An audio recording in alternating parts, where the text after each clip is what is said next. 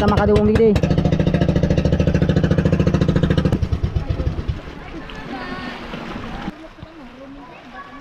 Hi guys. May ano na? Ha?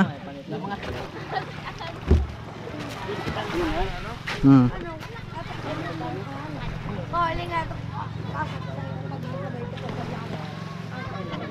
Saan kita? Saan kita? O yan o si ano? Yamaha lista. Kawit extension. Oo. Po. Oo. Tagpira sa cottage. Pag one table lang po, sir, ano, 250. 250? Full cottage, 400. Ah, Tapos sarong ano may lang. environmental fee po, per head, 10 pesos. Ayun. Kabangan lang. O kabangan lang. Sa ano man lang. Sampo, Oo. ay sir, ini na lang. Ayan lang sa gitna. Ayan o. Sige po, kasi daw ang tungkol. Ayun. Ipweste mo yun ang gamit niya. Opo, Yeah. babalikan lang po. Ayun. Thank you.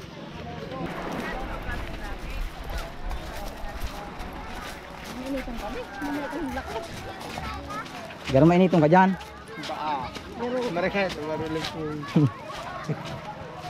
Kikarigusan sa dagat. So pagpunta nyo rito, ang babayaran dito sa bawat table ay 250 pag dalawa. Pag dua pera? 400. Oo. Pag whole cottage 400, pag isang table 250. Tapos may babayaran pang 10 pesos per head para sa environmental fee. Uy, may ano ah. Bi ano ini bangus? Paper plate digdit ang. Mga hungit ni boy. Pambira ba yung hungit?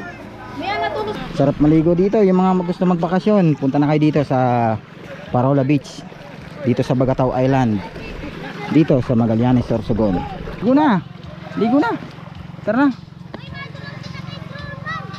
Kaya tayo dito sa pwesto ng ano, lifeguard. Yun. So simula dito hanggang dito maratanaw yung kagandahan ng Parola. So daanan natin yung ano, tulay dito. Tulay na kawayan. Yun.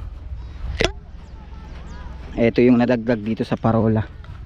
Etong tulay na gawa sa kawayan. Tapos itong nakalagay na ano, yan, may nakasulat na Parola. Yun, dun pa lang sa malayo tanaw na tong nakalagay na Parola. Isa to sa nakatawag ng pansin sa mga pumupunta dito sa Parola. Dati wala tong nakalagay na Parola dito, ayan. Tapos yung tulay na kawayan, yung mga taga-Bulan nakarating dito sa Magallanes, ayan. Pinupunta nila itong ano, Parola Beach ng Magallanes, Sorsogon. Ayan, ang dami nilang magkasama, isang bangka, malaking bangka. So yan yung isa sa mga pumunta rito, mga taga-Bulan. Tapos yung iba may mga taga Castilla, Sorsogon. Tapos dito may karato lang nakalagay dito. So ang ibig sabihin niyan, dapat mag-park yung ano, yung bangka sa labas nitong mga boya. Yan, bawal dito sa loob. Kaya dito may espasyo rito para dito dumaong yung mga bangka, yung mga galing ng sentro, yung mga dadaong dito. Bawal sila dumaong dito sa may boya. So dadaong sila dun parte sa walang boya dito, tapos dun sa may dulo. Sa mga gustong pumunta rito sa Parola, so ang tatandaan nyo, huwag kayong lalagpas dito sa may boya. Kasi sa labas nyan merong mga sea urchin or tayong. Bukod sa sea urchin, meron pa akong mga nakitang maliliit na isda. Ayan, oh. So ang ganda dito sa may Parola kasi bukod dun sa taas, pati rin dito sa may dagat. Bukod sa malinis, marami yung maliliit na isda. Ayan, oh. Pero sa ganda ng maliliit na isda, ayan, oh. Yung grupo na maliliit na isda, yan ang isa sa mga kailangan yung iwasan pag pumunta kayo rito. Okay lang na panoorin nyo sila, pero wag na wag nyong hahawakan kasi nako, masakit makatinik yan. Kung tawagin sa amin yan ay iito. Yan, oh, grupo sila. So wag na wag nyong hahawakan yan. So yan ang kailangan nyong iwasan pag pumunta kayo dito sa Parola. Wag na wag nyong hahawakan yan. So enjoy na yung ano, yung mga bata. Nandito na. So sa lahat ng mga gustong pumunta rito sa Parola, so kailangan nyo munang magbayad ng 250 per table. So ngayon pag isang table lang kukunin nyo, bali 250.